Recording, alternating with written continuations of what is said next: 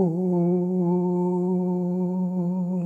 नमो भगवते वासुदेवाय।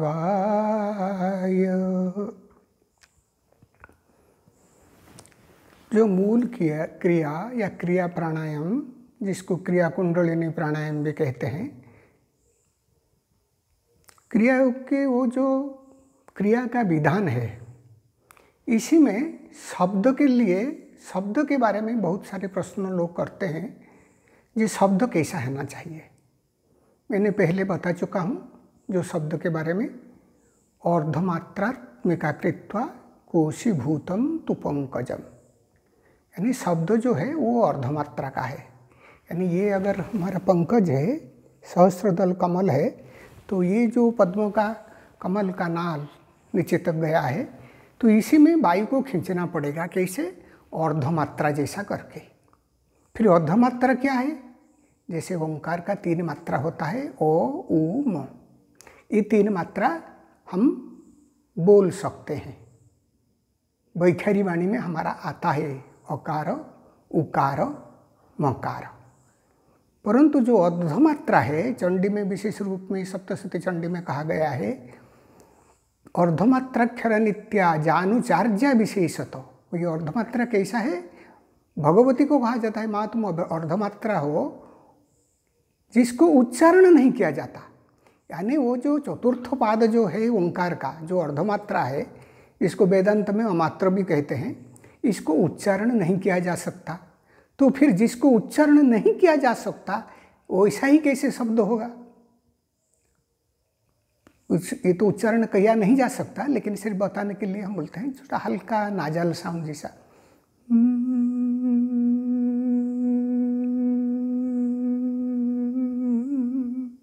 बंसी ध्वनि जैसा होता है, मधुर बाणी।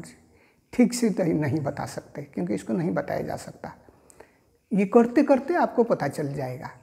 जैसे आप श्वास को लंबा करके खींचेंगे, थोड़ा हल्का जलंधर लगा के, पूरा जलंधर नहीं, हल्का जलंधर लगा के, जैसे कि आपका ये जो श्वास नली है वो संकुचित हो जाएगा। श्वास नली जब संकुचित हो जाएगा, उसके अंदर जब वायु आप जोर से खींचेंगे, जो वायु के घर्षण के कारण जो शब्द होगा वही शब्द। पहले पहले ये शब्द ठीक ढंग से नहीं होगा। बार बार अभ्यास करने से जब आप थोड़ा अभ्यास में पक जाएंगे, फिर वो सही शब्द आपको आएगा। 2 चीज़ है, तो अभ्यास का जो कौशल है, उसके साथ साथ एकाग्रता, ये जब बढ़ेगा तब जाके वो सही शब्द आएगा, जो अर्धमात्रा जैसा शब्द है।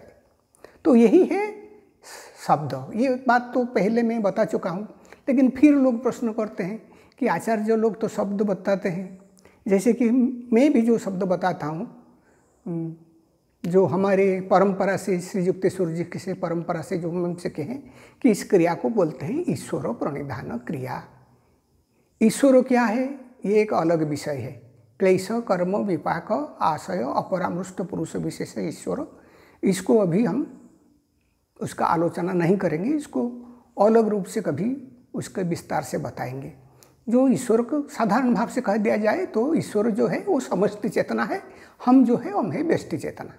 तो समष्टि चेतन और व्यष्टि चेतन, तो समष्टि चेतन जो है वो ईश्वर है, और उसका जो नाम है वो है प्रणव या ओंकार। लेकिन ये अलग विषय है। जो क्रिया योग में जो क्रिया है, जिस इसको ईश्वर प्रणिधान क्रिया कहते हैं, यानी टेक्निक में ईश्वर है। श्वास लेते समय बोल कैसे करना है,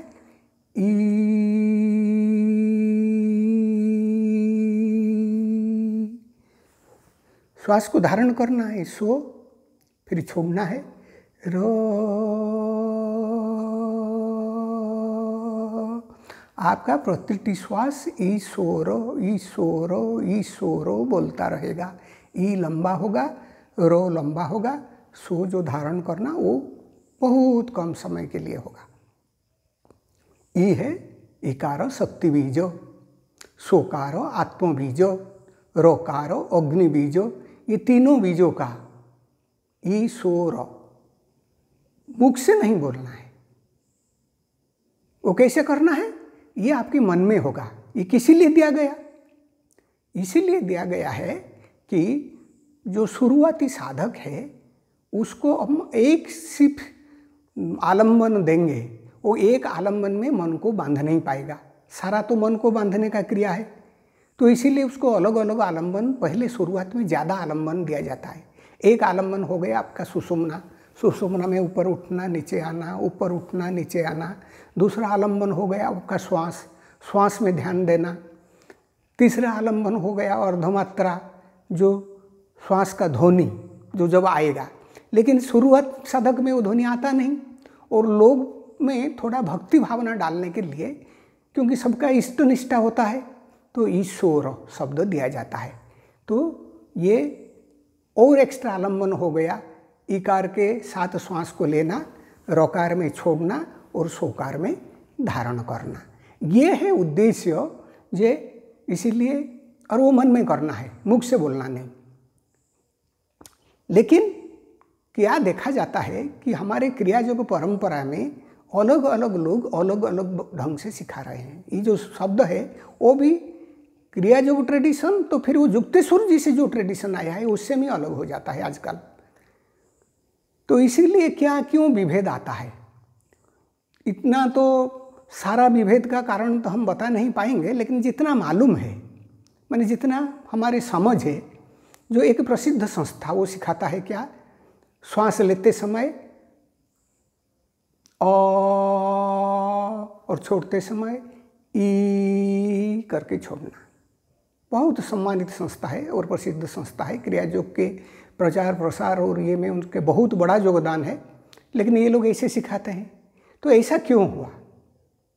तो मैं इसको ढूंढने की कोशिश किया, फिर देखा नादबिंदु उपनिषद में आता है अकार उत्तर पक्ष,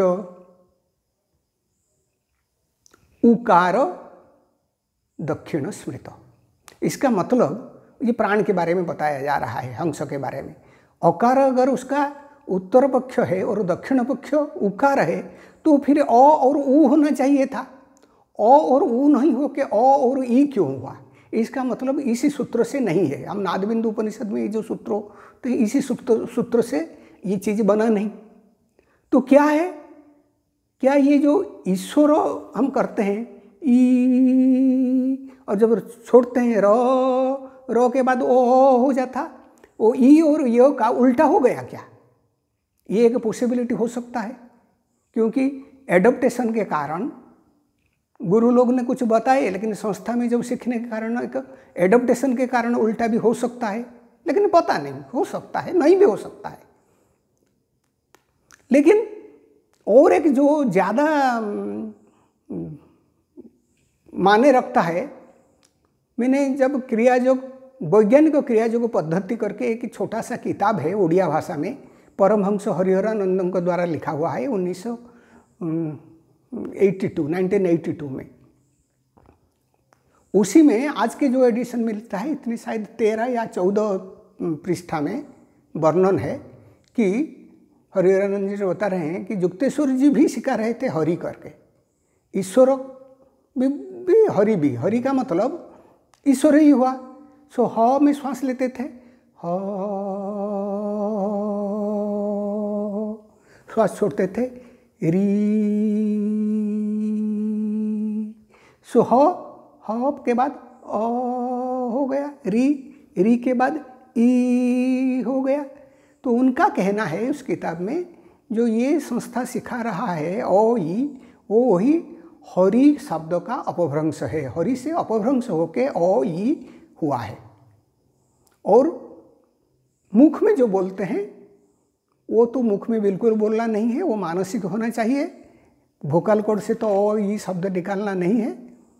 शायद ऐसा हुआ होगा कि जो सामने जो ऑडियंस थे, जिनको सिखा रहे थे, उसी संस्था के जो प्रसिद्ध गुरु, शायद उनमें ऐसे लोग होंगे जो प्रचंड रजोगुणी है, मन में उस चीज़ को लेके जप नहीं कर सकते श्वास के साथ, इसीलिए उनको मुख में बोलने के लिए बोल दिए होंगे।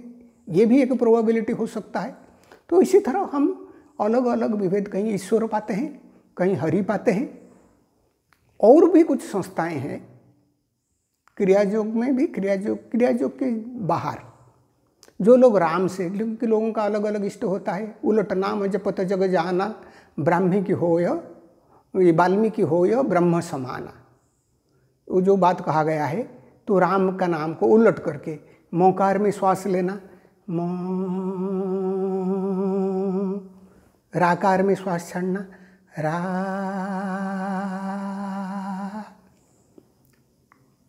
तो इसी प्रकार विभेदता दिखता है, लेकिन वो जो विभेद है वो कोई बड़ा विभेद नहीं है। इससे कुछ उल्ट पलट नहीं हो जाता, क्योंकि आपको मन को एक्स्ट्रा सपोर्ट देने के लिए ईश्वर बोला जाता है या हरि बोला जाता है या राम बोला जाता है। और हम वस्तु तो देखा जाए तो ईश्वर और हरि में भी कोई फर्क नहीं। जैसे कि हकार पिंगल वर्ण सर्ववर्ण वरोत्तमम, रकार अग्निवर्ण साथ इकार शक्तिदायक, वही चीज़ आया जो ईश्वर में बोल रहे हैं। इकार में इकार शक्ति का बीज है, स्वकार आत्म बीज है, रकार अग्नि बीज है। और राम शब्द और ओम जो प्रणव, उनमें तो कोई विभेद है ही नहीं। वो एक्स्ट्रा सपोर्ट के लिए बताया जाता है कि हाँ, जो शुरुआती साधक है उसको एक्स्ट्रा सपोर्ट चाहिए, इसीलिए एक्स्ट्रा शब्द दिया जाता है। जब वो साधना में थोड़ा अग्रसर हो जाता है और उसको एक्स्ट्रा सपोर्ट का ज़रूरत नहीं होता, तब फिर वो सिर्फ अर्धमात्रा जो है, जो ओंकार का चतुर्थ मात्रा, जो ही परम ब्रह्म का स्वरूप है, उसी में ही सिर्फ वही जो श्वास जब आज चलता है उसी शब्द में ही वो लीन हो जाता है। क्योंकि चलो बाते चलो चित्तम निश्चल निश्चले भवे, जब तक वायु चल रहा है तब तक चित्त चलता है। ऐसा करके करके करके करके ये क्रिया करते करते जब निश्चल हो जाएगा मन, वायु भी निश्चल हो जाएगा, तब जाके मन निश्चल होगा। तो फिर ये जो प्रक्रिया है, इसीलिए तो हम क्रिया करते हैं कि वायु को चलाते चलाते फिर निश्चल कर देना, फिर जाके जो चित्त है वो निश्चल हो जाएगा। तो इसीलिए ये एक्स्ट्रा सपोर्ट है शब्द का। आप हम तो अपने परंपरा से ईश्वर से ही कराते हैं शुरुआती साधकों को। कोई अगर हरि से कराता है तो कोई गलत नहीं है, कोई राम को उल्टा करके कराता है वो भी कोई गलत नहीं है, लेकिन मुख से नहीं बोलना है, बस वो मन से करना है। मुख से उच्चारण करने का बात इन्हीं लोगों को बताया जाता है जो लोग प्रचंड अशांत है, जो साधना में रुचि रखते हैं और उसी के लिए निष्ठ है, उनके लिए तो है नहीं। ये बात है जो क्रिया में शब्द के लिए जो व्यवहार का किया जाता है, लेकिन असली शब्द जो है वो है अर्धमात्रा। लेकिन अर्धमात्रा तक पहुँचने से पहले हम दूसरे शब्द का सहारा ले सकते हैं। ओम शांति शांति शांति।